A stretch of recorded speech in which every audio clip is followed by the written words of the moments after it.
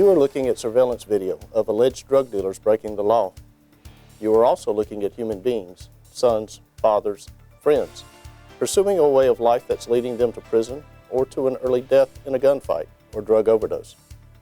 The legacy of these men doesn't have to be a string of crimes. Children who have little chance to escape the same life in addicted drug users. Although they aren't perfect people, as of this videotaping, these men are free, hold legitimate jobs, support their families, are fathers to their children, and help keep illegal drugs out of their community. I am Mobile Police Chief James Barber. Over the past 2 years, the Mobile Police Department introduced a series of programs aimed at making Mobile the safest city in America with respect for everyone. The You Have a Choice, Respect for Everyone, and Second Chance or Else programs are driven by our commitment to enforce the law equally and fairly while helping people obey the law. The Second Chance or Else program, known as SCORE, provides nonviolent street-level drug dealers in crime hotspots an opportunity to rescue themselves from a lifetime of crime. In this video, Mobile Assistant Police Chief Lawrence Batiste, United States Attorney Kenyon Brown, and I review the SCORE program's pilot application in the Mobile community known as the Campground. To make everyone safe, police tactics must be acceptable to the community in order to be effective.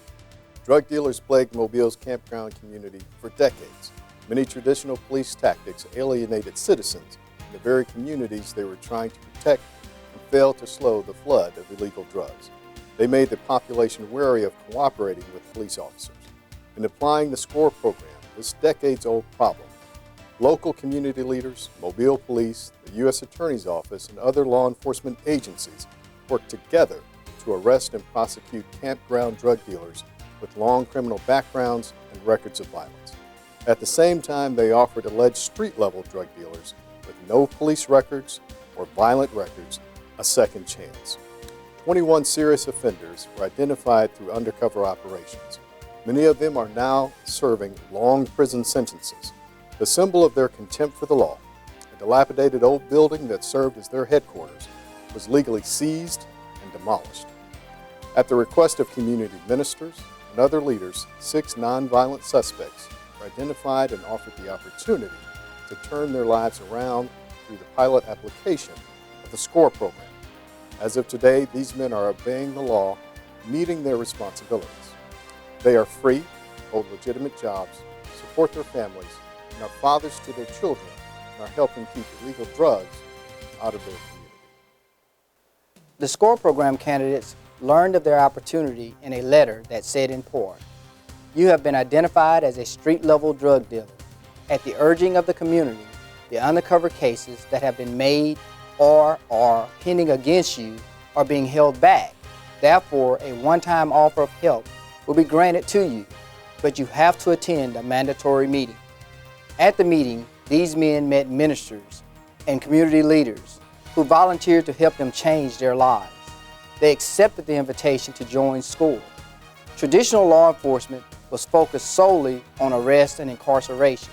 Today, it fails to accomplish the goal of making our communities safer because it doesn't change the behavior of offenders or the environment in which crime flourishes. It makes the public fear police officers. It also doesn't provide an alternative to selling drugs and committing other crimes for a living. SCORE addresses all 3 of these areas.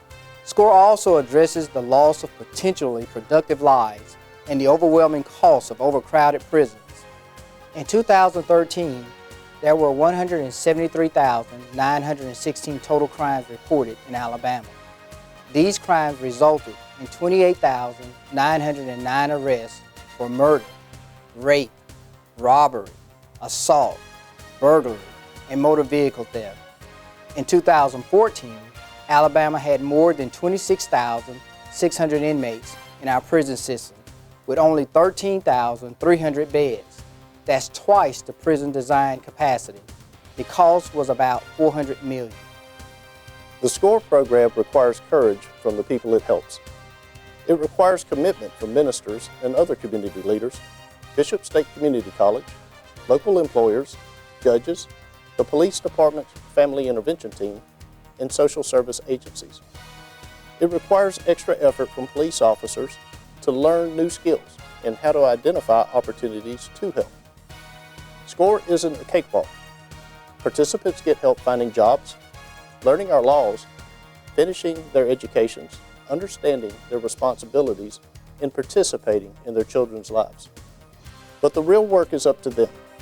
They must get to work on time each day and contribute, understand and follow our laws, graduate from high school or earn their GED, be responsible for themselves and their children, and resist the temptation of what they describe as the easy way. By appearing in this video, they show their commitment to changing their lives and the willingness to help change the lives of others by sharing their experiences. For this and their efforts to begin a new life, I commend them. I started making bad decisions when I got in high school. I dropped out of school in 10th grade. I started using marijuana at the age of 5. And I started using marijuana heavily back then, like 18, 19, 20. I first tried drugs, I was 9 years old, marijuana. Started smoking, drinking at a young age. And it wasn't hard because of the environment where I was in. It was easy to go out there and make some money. It was easy to go out there and make a couple $100, you know. But at the same time, I'm knowing where it's gonna lead. So I didn't know another way to get money. We needed the money, but I know that wasn't the right way to get the money. I sold drugs since middle school, since the 6th grade. I think I was about 17, something around there when I started running the streets. I ain't had no money in my pocket. I turned to cocaine to sell cocaine. I wasn't no person who's out there making no thousands of dollars, just nipping that money just to get by. I thought I could survive on the street, but as I see now, you can't really make no living out the street for real. Goes back to that greed of money. I was in it for the money. I didn't have no feelings for that person. I wasn't thinking about the people I was selling drugs to then. Fast money is not good money. There's consequences behind it. I think I would have came violent just because the surroundings. You gotta look out for your back for people trying to rob you or something. It's nerve-wracking. I learned about second chance when I got a phone call from Captain Barber. He walked up to me and pulled out this piece of paper with my name on it. I was like, it can't be real. He was telling me that I had some cases, you know, and I knew what I was wanted for, you know. I had the chief bring me a letter personally to my front steps when they had their little roundup. And I thought I was going to jail, but they offered me this program. The chief and another officer came to me, and they were telling me about how the charge that I'm looking towards, how I could be facing prison time or I could take the second chance program. When I got the letter, it scared me. I was thinking they wanted me to, like, rat one of my buddies out or something like that. Well, what's going on? I ain't telling on nobody or nothing like that. He said, nah, I just want to give you an opportunity to change your life. This is not about telling on anybody. It's just strictly about giving us a second chance and helping us start our life, helping us start a new life so we can better ourselves. Some people told me, yeah, you need to do that. Is that or go to jail? So I picked my choice. I made up my mind because it was something I've been wanting to get out of doing, but didn't know how to go about getting out of doing, but you know, it was a blessing. I was still kind of paranoid, but enough, something changed my mind and just go ahead, see what they were talking about. He explained it to me and gave me a second chance. I took it. The best thing I ever did. A couple of times came, I want to change my life. Just I couldn't find nobody to help me out. Selling drugs ain't where it's at. You might think you're gonna get away with it, but eventually you're gonna get caught. Eventually you're gonna be dead or in prison. And I knew what it was gonna lead to and still did it, but I got a second chance. Nobody had to give me this.